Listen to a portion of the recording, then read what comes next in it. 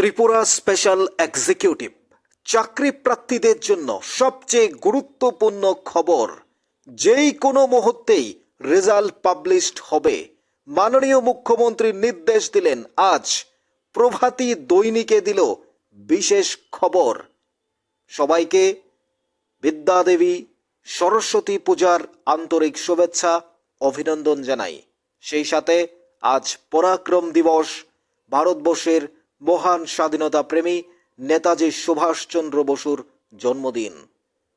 গভীর শ্রদ্ধা জ্ঞাপন করছি আমাদের বীর স্বাধীনতা প্রেমীর চরণে। এবং আজ সরস্বতী পূজার আনন্দে যখন সবাই উদ্ভাসিত, সেই মুহূর্তেই স্পেশাল এক্সিকিউটিভ চাকরি প্রার্থীদের মনে যে হতাশা গ্রাস করেছিল, চিন্তা তাদেরকে একেবারে দূরে সরিয়ে দিয়েছিল সমস্ত আনন্দ থেকে, তারাই এবার সামনে চলে এলেন। আজ প্রভাতী দৈনিক সত্যের কলম পত্রিকায় লিখেছে, যেই কোনো মুহূর্তেই স্পেশাল এক্সিকিউটিভের চাকরির রেজাল্ট পাবলিশড হবে। সমস্ত প্রসেসিং কমপ্লিট। মাননীয় মুখ্যমন্ত্রী নির্দেশ দিয়েছেন এবং স্বরাষ্ট্র দপ্তর সমস্ত কাজ সম্পূর্ণ করেছেন। Scrutiny complete. এবার যেই কোনো মুহূর্তেই স্পেশাল এক্সিকিউটিভ চাকরি প্রার্থীদের রেজাল্ট সামনে চলে আসবে। 4 বছরের প্রায় 3 বছর তো অতিক্রম হয়ে গেছে, 4 বছর চলছে, অবসান ঘটতে যাচ্ছে। স্পেশাল এক্সিকিউটিভ যেই চাকরিটা নিয়ে আলোচনা সমালোচনা প্রতিদিনের, অর্থাৎ প্রতিটি জায়গায় একটাই কথা, কবে হবে স্পেশাল এক্সিকিউটিভ। মাননীয় মুখ্যমন্ত্রী বিভিন্ন অনুষ্ঠানে বারবার বলেছিলেন সময় হলে দেব। রাজ্যের মাননীয় মন্ত্রী সুশান্ত চৌধুরী বলেছিলেন লাস্ট স্কুটিনি চলছে। রাজ্যের অন্যান্য মন্ত্রীরাও বিধানসভায় দাঁড়িয়ে কথা বলেছেন। তাদের বেতন 11,000 থেকে 13,000 টাকা করা হয়েছিল। বিভিন্ন জায়গায় বলা হয়েছে তাদের চাকরিটা ক্যান্সেল হয়ে যাবে, কিন্তু আমরা বলেছিলাম যে এই চাকরি কখনো ক্যান্সেল হবে না। যেহেতু ফিনান্স দপ্তরের অনুমতি আছে এবং বেতন 11,000 থেকে 2,000 বাড়িয়ে 13,000 করা হয়েছে। রাজ্যের মন্ত্রিমণ্ডল সবসময়, রাজ্যের ক্যাবিনেট মন্ত্রীরা সমস্ত জায়গায় বলছিলেন এই স্পেশাল এক্সিকিউটিভ নিয়ে আলোচনা চলছে। আর 1-2 পোস্ট নয়, 1-2,000 নয়, 6,067 জন। এবার 6,067 জনের ভাগ্য খুলতে যাচ্ছে। শুধু 6,067 জন নয়, তার সাথে জড়িয়ে আছে 6,067 জনের পরিবার। অর্থাৎ রাজ্যের মাননীয় মুখ্যমন্ত্রী প্রফেসর ডক্টর মানিক সাহার একটা বিশাল বড় রিক্রুট বলা যায় আমাদের রাজ্যের জন্য। অর্থাৎ অত্যন্ত গুরুত্বপূর্ণ পুলিশের ইনফর্মার হিসেবে কাজ করবে যারা, তারাও পুলিশ, অর্থাৎ পুলিশের দায়িত্ব পালন করবেন এই স্পেশাল এক্সিকিউটিভ চাকরি প্রার্থীরা, যারা অনেক দিন ধরে অপেক্ষা, অনেক দিন ধরে হতাশায় চিন্তায় ছিলেন। মাননীয় মুখ্যমন্ত্রী বলছেন, অন্যান্য মন্ত্রীরা বলছেন, কিন্তু তারপরেও তারা শুধুমাত্র রেজাল্ট কবে দেবে, তারা আন্দোলনে বসেছিল, আন্দোলন করেছে, বিভিন্ন জায়গায় কথা বলেছে, কিন্তু অবশেষে আজ পত্রিকার যে হেডলাইন্স, পত্রিকার যে লেখা হয়েছে সেটা আমরা আপনাদের সামনে তুলে ধরেছি। সেখানে লেখা হয়েছে, অতি দ্রুত যেই কোনো মুহূর্তেই রেজাল্ট পাবলিশড হবে স্পেশাল এক্সিকিউটিভ। 4 বছরের অপেক্ষার অবসান ঘটতে যাচ্ছে।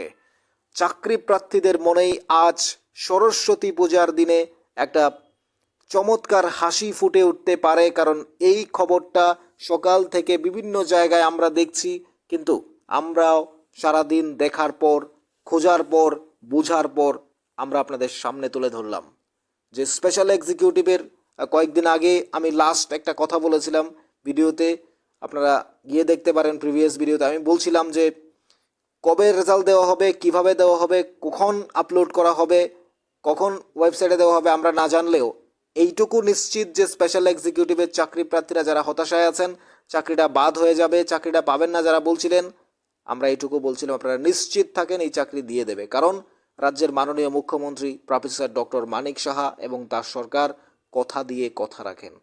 চাকরি স্বচ্ছতার মাধ্যমে হচ্ছে এই রাজ্যে, স্বচ্ছতার মাধ্যমে আগামী দিনেও হবে। চাকরি নিয়ে কেউ কোনো প্রশ্ন তুলতে পারবে না, একটাই কারণ, কোর্টের দরজা রাস্তা খোলা আছে। মাননীয় মুখ্যমন্ত্রী থেকে শুরু করে মাননীয় মন্ত্রী সুশান্ত চৌধুরী, টিঙ্কু রয় থেকে শুরু করে প্রতিটা ক্যাবিনেট মন্ত্রী একটাই কথা বলেন, আমরা স্বচ্ছতার মাধ্যমে চাকরি দেব।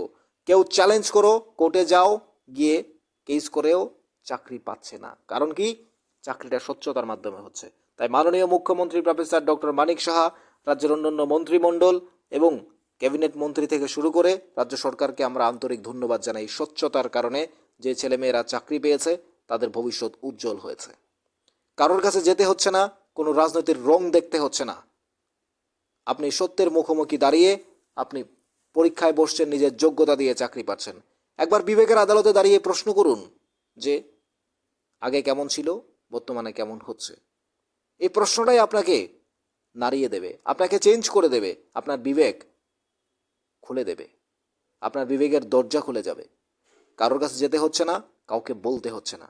চাকরি আপনি আপনার যোগ্যতা দিয়েই পাবেন। এটাই নিশ্চিত করেছে রাজ্যের মাননীয় মুখ্যমন্ত্রী প্রফেসর ডক্টর মানিক সাহার সরকার। আমরাও বলতে পারি স্পেশাল এক্সিকিউটিভের রেজাল্ট যেই কোনো মুহূর্তে পাবলিশড হবে। পত্রিকার পাতায় যেটা উঠে এসেছে, পত্রিকার পাতা আমাদের সব সময় আমরা যেটা দেখি সেটাই হয়। রাজ্যের মাননীয় মুখ্যমন্ত্রী যেটা বলেন সেটাই করেন।